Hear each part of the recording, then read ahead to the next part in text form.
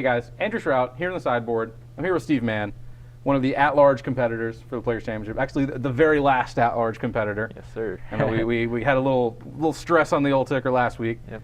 But you made it. You're here, and we're here now to talk about your standard deck. So you are playing White-Blue Heroic. I am. And this is a deck that it's not new exactly. People know what this deck is. So we'll kind of briefly run through the cards here. Okay. Yeah.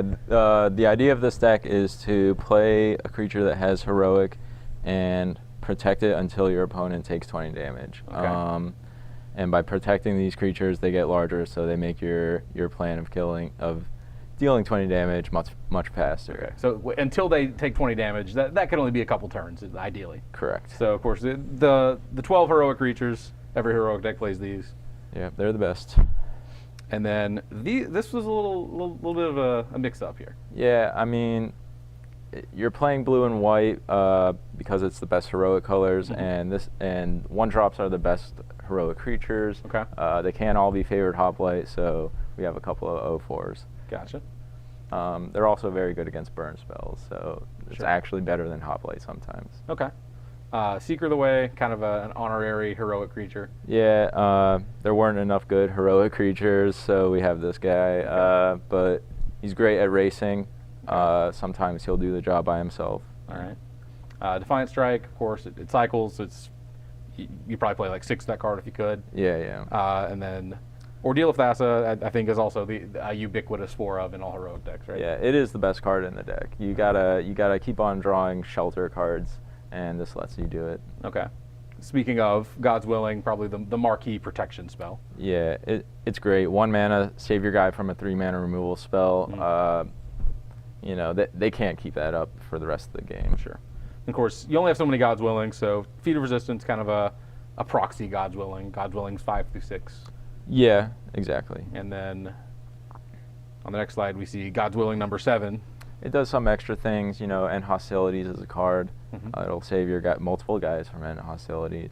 What else does it do? It saves.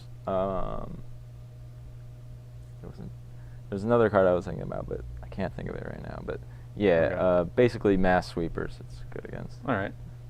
Aqueous Form. This is a 4 of, which is I don't think is the stock number of this card either. So yeah. Tell me about why you chose to play 4 of this card. I'm playing 4 of this card because I played in the first 20K Open last weekend, and Zach Jesse almost swept the Swiss. Yep. You know, very decisively with this deck. He had 4 of this card, and it's great because, you know, you can only play so many protection spells. So you will run out of them before your opponent can kill your creature. This card lets you kill your opponent before they draw more removal spells than you have protection spells. Okay.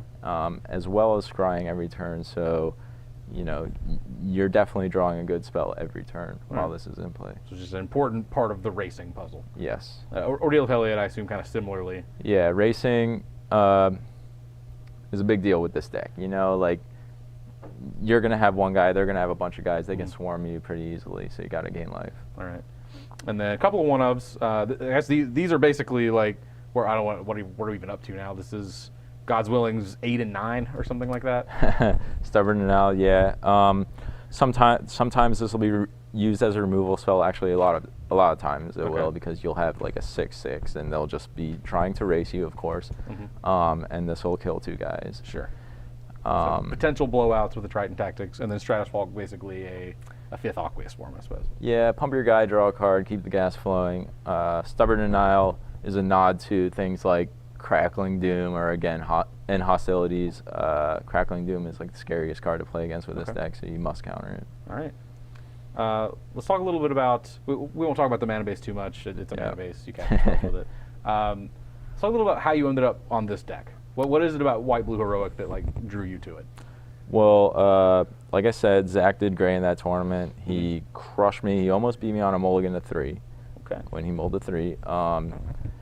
So he made the deck look very good, and then I went and looked at the coverage archives, and lo and behold, Tom Ross and Joe Lissette went X and 1 in the Invitational standard portion with Heroic.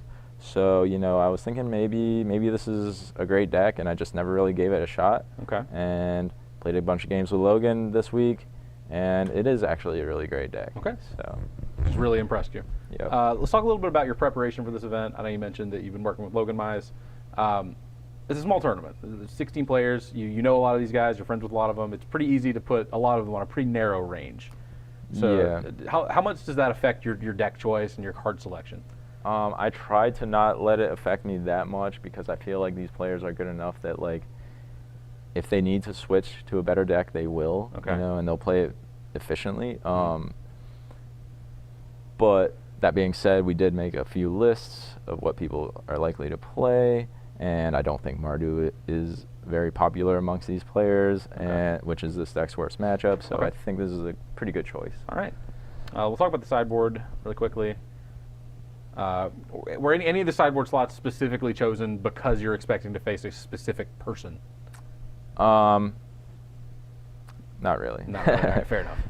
Yeah. I keep hoping. I just want that story to come up. But all right, we'll run through the sideboard cards then, just kind of one by one. Like, what are they for? Stubborn Denial. Stubborn Denial and Hostilities, Crackling Doom, basically. Okay. Ordeal of Heliod, red decks, the Jeskai token deck. Anything that has a tough time killing your creatures, but really puts you on the back foot. Okay. Erase, you have to kill Whip of Erebos, provided they actually have a board presence, because like it's tough to erase them when they're gaining, you know, tons of life with their huge creatures. Okay. Glare of Heresy, great for the mirror match. That's probably about it, I'd say. And Treasure Cruise, great against black decks. They're gonna try to, you know, draw more removal than you have giant idiots. So this lets you protect them or draw into another one should your first one die. Sure. And then some additional ways to protect your creatures. I think we're up to what, God's Willing's 10 and 11 now. Yeah, I mean, this is another Mortal's Ardor. It's like more copies of Ordeal of Heliod, and a Johnny's Presence again, saving your guys from mass sweepers.